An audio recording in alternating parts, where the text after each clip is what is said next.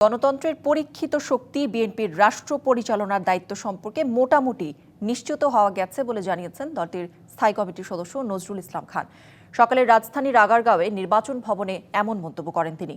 ত্রয়োদশ সংসদ নির্বাচনের দিনকে বাংলাদেশের ইতিহাসে এক উল্লেখযোগ্য দিন বলেও মন্তব্য করেন তিনি। বলেন, গত রাত থেকে ফলাফল ঘোষণা করা হলেও এখন পর্যন্ত কে বিজয়ী সে সম্পর্কে নির্বাচন কমিশন নিশ্চিত করেনি।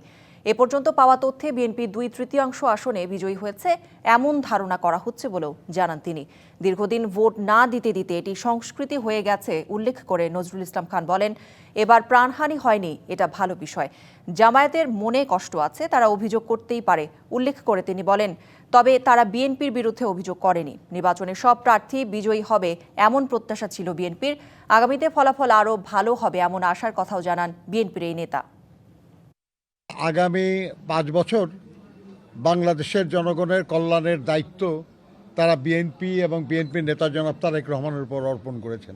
এই ব্যাপারে পরম করুণাময় আল্লাহ তাআলার কাছে কৃতজ্ঞতা এবং জনগণের প্রতি ধন্যবাদ জানাবেন আমাদের দলের চেয়ারম্যান জনাব তারেক রহমান।